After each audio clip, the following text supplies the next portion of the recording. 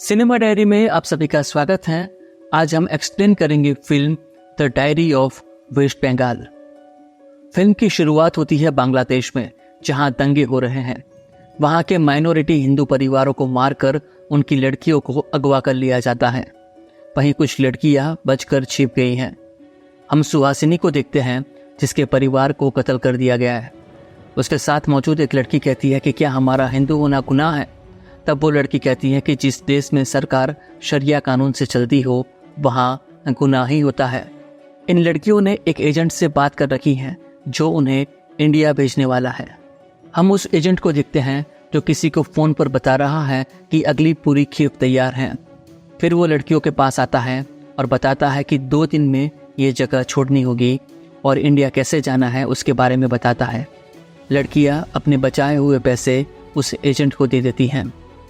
2 दिन बाद वो एजेंट बर्मा के हिंदुओं और रोहिंग्याओं को रात के अंधेरे में जंगल एरिया में लेकर जाता है। जंगल के अंदर जाकर वो एजेंट वहाँ मौजूद कुछ मुस्लिमों के हवाले इन लोगों को करके कहता है कि आगे आपको ये लोग ले जाएंगे। वो आदमी कहता है कि आप लोग सुंदरवन के रास्ते इंडिया जाएंगे, जो इंसानों के लिए नहीं है।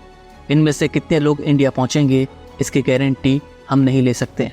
फिर सबको अलग अलग नाव में बिठा दिया जाता है। नाव रवाना होती है, तभी नाव में से एक लड़की को एजेंट अहमद उठा लेता है और नाव चली जाती है। नाव में मौजूद लड़कियां चिल्लाती हैं, लेकिन सुनने वाला कोई नहीं है। अहमद कहता है कि तुम सब इंडिया जाओ, मैं इसे अपनी बेगम बनाऊंगा। अगली सुबह सभी लोग जंगल के किनारे उतरकर पैदल आगे बढ़ते हैं। कुछ देर में हिंदुस्तान की बॉर्डर बंगाल में आ जाते हैं। वहाँ उन्हें एक और कट्टरपंथी मुस्लिमों का ग्रुप मिलता है, जिनमें से एक है कुरैशी। वो बताता है कि आप सभी का हिंदुस्तान में स्वागत है। आप सबको बर्मा से मारकर भगाया गया है, जिन्हें बांग्लादेश में भी पनाह नहीं मिली, लेकिन हिंदुस्तान में आपको कुछ नहीं होगा। यहाँ की सरकार आप सबकी मदद करेगी। फिर इनका लीडर गाजी खान कहता है कि आप सब लोग अपने भाइयों और रिश्तेदारों को यहाँ बुलाओ। म्यांमार और बर्मा के रोहिंग्या भाइयों को पैगाम भेजो। गाजी खान कहता है कि आप सभी को हम पहचान पत्र और बाकी सुविधाएं देंगे, लेकिन आप सबको यहाँ की सरकार का एहसान नहीं भूलना है। तब एक औरत आगे आकर गाजी खान पर हमला कर देती है, क्योंकि उसकी बेटी को रात में अगवा कर लिया गया था। गाजी कहता है कि इसे जंगल में ले जाकर मार दो। तब सुहासिनी उसके पैर में गिरकर माफ़ी मांगती है और उस औरत को बचा लेती है। जंगल में कैंप लगे हुए हैं, जहाँ इन लोगों को ठहराया जाता है। रात में सभी लोग आग सेक रहे हैं। तभी कुरैशी कहता है कि उस औरत को सबक सिखाना होगा। कुरैशी और गाजी खान उस औरत को उठा कर ले आते हैं। बाकी लड़कियां उन्हें रोकने की कोशिश करती हैं। तब गाजी खान कहता है कि जब तक इस्लाम कबूल नहीं करोगे, तुम्हारे साथ यही होगा। सुहासिनी कहती है कि हर धर्म इंसानियत सिखाता है, ये कौन सा धर्म है। तब गाजी खान कहता है कि तुम्हारा भी नंबर आएगा। गाजी कहता है कि तुम काफिरों को मारने से हमें जन्नत नसीब होती है। तभी वहाँ मौजूद लड़की कहती है कि मैं थूकती हूँ ऐसी जन्नत पर। ये सुनते ही गाजी खान उसे गोली मार देता है। फिर गाजी खान पर हमला करने वाली औरत पर बारी बारी सभी लोग अत्याचार करते हैं। बर्मा से आए रोहिंग्या इसे देखकर खुश होते हैं। अगली सुबह सरकार के कुछ अफसर वहां पर आते हैं। ये लोग रोहिंग्या और बाकी लोगों के आधार कार्ड, पैन कार्ड और रेशन कार्ड बनवाने आए हैं। तभी स्नेहा नाम की एक लड़की अपने टेंट से बाहर आती है और गाजी खान से कहती है कि मैं मरना नहीं चाहती, मुझे तुम्हारा धर्म कबूल है। गाजी खुश हो जाता है और वहाँ मौजूद मौलवी उसे कलमा पढ़वाकर इस्लाम कबूल करवाता है। गाजी स्नेहा को रज़िया बानू नाम देता है और उसके डॉक्यूमेंट बनवाता है। बाकी सभी लोगों के डॉक्यूमेंट भी बनवाए जाते हैं। रात को गाजी खान के साथ रज़िया बानू की शादी करवाई जाती है। सभी लोग जश्न मना रहे हैं। गाजी खान ने जिस औरत को मार दिया था, उसके बेटे को मालूम नहीं है कि उसकी माँ मर चुकी है। सुहासिनी उस बच्चे को लेकर वहाँ से भाग जाती है। जंगल में बच्चे को प्यास लगती है। सुहासिनी उसके लिए पानी ढूंढने जाती है। जब वो वापस आती है, तभी एक गोली चलती है और गोली बच्चे को लगती है। ये गोली गाजी खान के आदमी ने चलाई थी। सुहासिनी उस पर हमला करके भाग जाती है। तभी रास्ते में उसे एक आदमी मिलता है, जो पढ़ा लिखा लगता है। सुहासिनी उस पर भी हमला करती है। वो लड़का बताता है कि उसका नाम प्रतीक है और खुद को पब्लिशर बताता है, जो सुंदरवन पर किताब लिखने यहाँ आया है। डरी हुई सुहासिनी कहती है कि वो लोग आसपास ही होंगे।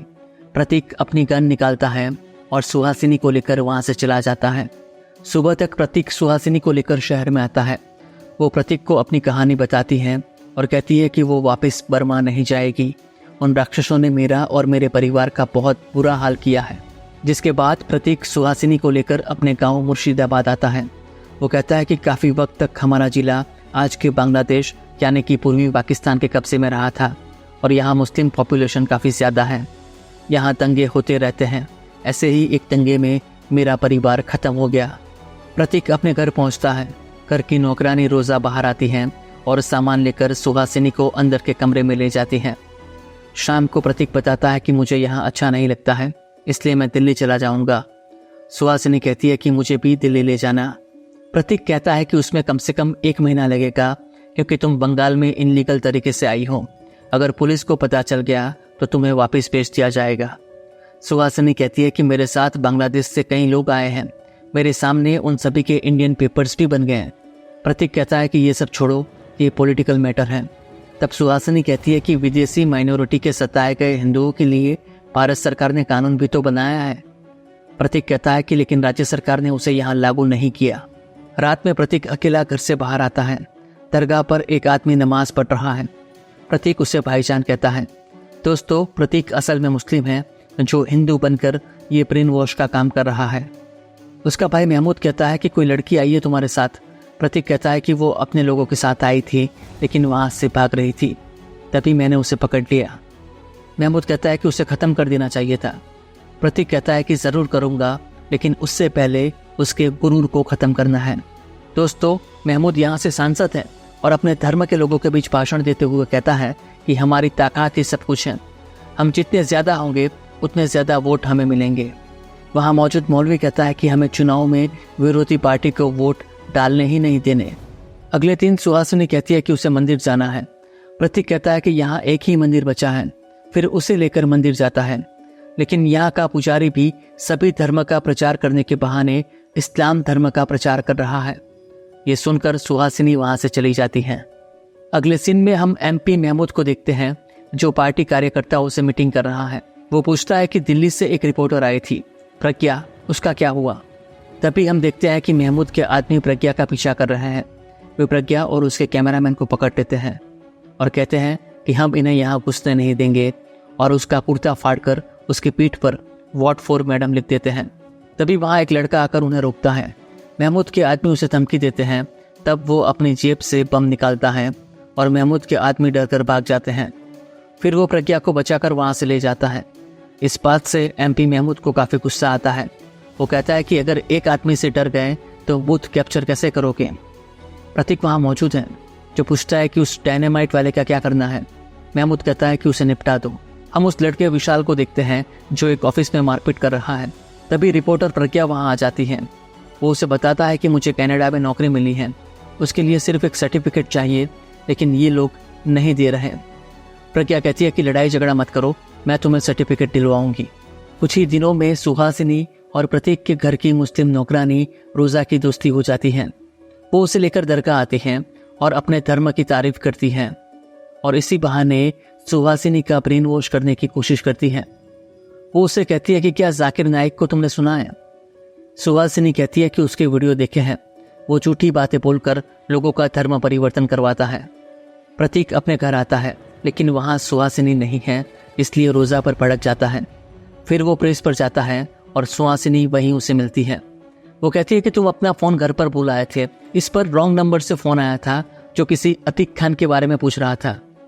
और दोस्तों, यहाँ हमें पता चलता है कि प्रतीक का असली नाम अतीक खान है। फिर वो सुहासिनी को बताता है कि वो एक पब्लिशर है जो वेद पुराण की किताबें छपवा कर पब्लिश करवाता है।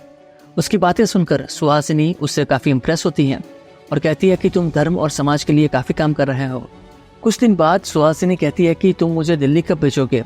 तब प्रतीक कहता है कि तुम्हारे कागज़ बनवाने में दिक्कत आ रही है, बेहतर होगा तुम यहाँ किसी से शादी कर लो, इससे तुम्हें यहाँ की सिटीजनशिप मिल जाएगी। सुहासिनी कहती है कि मैं शादी के बारे में सोच भी नहीं सकती, मेरा अतीत जिसे मैं भूलना नहीं चाहती, ताकि मैं दुनिया भर में प्रताड़ित माइनॉरिटीज़ हो रहे हिंदुओं के लिए कुछ कर सकूं। प्रतीक कहता है कि वो तो तुम शादी के बाद भी कर सकती हो। प्रतीक कहता है कि ऐसा हो तो मेरे साथ दिखावे के लिए शादी कर लो, फिर हम दिल्ली शिफ्ट हो जाएंगे। सुहासिनी कोई जवाब नहीं देती। अगले दिन प्रतीक सुहासिनी के साथ शादी के कागजात बनवा कर लाता है और सुहासिनी से कहता है कि आज से हम कानूनी तौर पर पति पत्नी हुए। सुहासिनी कहती है कि आपके एहसान और जीत ना होती तो मैं ये शादी कभी नहीं करती। फिर वो कहती है कि ये शादी सिर्फ एक दिखावा है। प्रतीक कहता है कि मैं हमेशा तुम्हारा साथ दूंगा। तभी बाहर दंगे शुरू हो जाते हैं। प्रतीक कहता है कि चुनाव के परिणाम आए हैं और जीती हुई पार्टी अपना जश्न मना रही है और जिन लोगों ने वोट नहीं दिया उन्हें सजा दी जा रही है। सुहासिनी ये देखकर डर जाती है। अगली सुबह हम रिपोर्टर प्रज्ञा को देखते हैं। सुहासिनी उसे मिलने आती है और बताती है कि मैंने ही आपको कॉल किया था। सुहासिनी प्रज्ञा से कहती है कि मैं पड़ोसी मुल्क से इल्लीगल तरीके से आई एक हिंदू हूँ। मैं सब कुछ खोकर आखिरी उम्मीद में यहाँ आई, लेकिन यहाँ भी वही हाल है। प्रज्ञा अपने कैमरामैन से सुहासिनी की बातें रिकॉर्ड करने के लिए कहती हैं। रात में प्रतीक शराब पीकर घर आता है। सुहासिनी ये देखकर चौंक जाती है। प्रतीक कहता है कि मैंने तुम्हें मना किया था, फिर भी तुम घर से बाहर गई। सुहासिनी पूछती है कि हुआ क्या है। तब वो कहता है कि मैं शादीशुदा होकर अपनी बीवी से अपने दिल की बात नहीं कह सकता। सुहासिनी कहती है कि दिल की बात कहनी है तो कहो, लेकिन अगर करीब आना चाहते हो तो बता दूं कि ये शादी सिर्फ दिखावे के लिए है और कुछ नहीं। अगले दिन दो मौलवी बात कर रहे हैं कि मामले को ज्यादा खींचो मत, लड़की को खत्म कर दो। तब एक मौलवी कहता है कि शहजादे का दिल उस पर आ गया है। प्रतीक का भाई MP महमूद कहता है कि दिमाग से काम करो। वो प्रतीक से कहता है कि तुम मेरे छोटे भाई हो, ये बात उस लड़की से कब तक छिप सकती थी। प्रतीक कहता है कि मुझे एहसास तब हुआ जब उसने मीडिया से बात करने की खबर मिली। मौलवी बताता है कि खबर ये भी है कि वो दिल्ली जाने वाली हैं। अगले सीन में हम देखते हैं कि MP महमूद के इलाके में मौलवी अनाउंसमेंट करता है कि आज से हमारे इलाके में शरियाई कानून लागू हो रहा है। टीवी देखना, गाने गाना, गाने सुनना और मोबाइल रखने पर पाबंदी है। महिलाएं बिना पर्दा घर से बाहर ना निकले। जिन लोगों ने इस कानून को तोड़ने की कोशिश की उसे शरीयत के मुताबिक सजा दी जाएगी। सुहासिनी रोजा से पूछती है कि ये सब क्या है। रोजा कहती है कि हमारे धर्म में ऐसा ही होता है। फिर वो अपनी कहानी बताती हैं कि मेरी शादी हुई थी। शादी के कुछ दिन बाद मैं एक दिन मेरे देवर के साथ पास में ही मेरी फूफी के घर गई थी। जब मैं वापस आई तो मेरे पति ने मुझे तलाक दे दिया। मेरे पास कोई सहारा नहीं था। मैं बहुत रो रही थी। तब मौलवी साहब ने कहा कि अगर रोज़ा अपने पति के साथ रहना चाहती है तो शरीयत के मुताबिक हलाला के बाद ही इसे तुम पर जायज़ कर पाएंगे। रोज़ा का पति मान जाता है, लेकिन रोज़ा नहीं मानती। उसका पति कहता है कि हलाला किसके साथ होगा ये आप तय कीजिए। रोज़ा रोते हुए गिड़गिड़ाती है, लेकिन उसकी बात कोई नहीं मानता। फिर उसके पति ने दूसरी शादी कर ली। रोज़ा बताती है कि उस वक्त मेरी ज़िंदगी के सारे रास्ते बंद हो गए हैं। मैं फिर से मौलवी साहब के पास आई। उनकी हवेली के बाहर भूखी प्यासी पड़ी रही। तब तरस खाकर उन्होंने मुझे यहाँ नौकरी दिलवाई। ये सुनकर सुहासिनी भी रोने लगती हैं। रोज़ा सुहासिनी से कहती है कि तुम यहाँ पर सेफ नहीं हो। इतना कहकर वहाँ से चली जाती हैं। अगले दिन सुहासिनी रिपोर्टर प्रज्ञा से मिलने जाती हैं। वो कहती है कि प्रतीक ने मुझे बाहर जाने के लिए मना किया है, इसलिए चुपके से आई हूँ। फिर बताती है कि मुझे दिल्ली जाना है। प्रज्ञा कहती है कि कल हम 2 बजे की ट्रेन से दिल्ली जा रहे हैं। मैं स्टेशन पर तुम्हारा इंतजार करूँगी। सुहासिनी वहाँ से चली जाती हैं। तभी रास्ते में सुहासिनी को स्नेहा मिलती है जो भीख मांग रही हैं। स्नेहा बताती है कि उसने मुझे 1 साल बाद ही तलाक दे दिया और मेरी ये हालत हो गई। तभी सुहासिनी को रोज़ा का फ़ोन आता है। वो बताती है कि तुम्हारे साथ धोखा हो रहा है। जो प्रतीक हैं वो असल में MP महमूद का भाई अतीक खान है और मुझे नौकरी पर इसलिए रखा गया ताकि मैं ब्रेन वॉश करके तुम जैसी औरतों को इस्लाम में ला सकूं।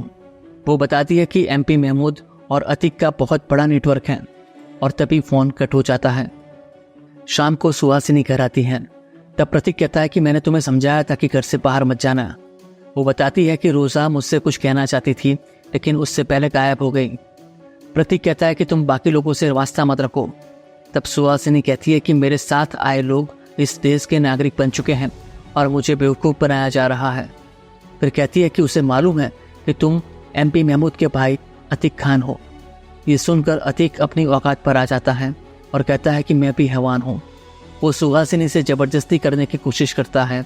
तब सुहासिनी उसी की गन लेकर उसे मार देती है। सुहासिनी वहाँ से भागकर स्टेशन चली जाती है। महमूद के आदमी उसे ढूंढ रहे हैं। तभी वे स्टेशन पर आ जाते हैं और वो भागती हैं।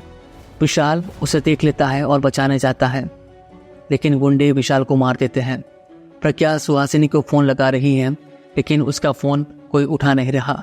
वहीं दूसरी ओर महमूद के गुंडे सुहासिनी का रेप करके उसे एक कमरे में छोड़ देते हैं। रिपोर्टर प्रज्ञा दिल्ली पहुंचकर सुहासिनी का इंटरव्यू टेलीकास्ट करवाती हैं, जिसमें सुहासिनी अपनी बात कहते हुए खुद पर हुए अत्याचार के बारे में बताती हैं। दूसरी ओर सुहासिनी को MP महमूद के सामने लाया जाता है। वो उसे पीटता है और कहता है कि मैं इसके साथ शादी करके मेरे भाई की मौत का बदला लूँगा। मौलवी शादी करवाता है, लेकिन सुहासिनी शादी कबूल नहीं करती और वहाँ बैठा महमूद का आदमी तलवार से सुहासिनी का गला काट देता है और इसी के साथ ये फिल्म समाप्त हो जाती है। दोस्तों, फिल्म का एक्सप्लेनेशन कैसा लगा कमेंट करके ज़रूर बताइएगा और सिनेमा डायरी को सब्सक्राइब कीजिएगा।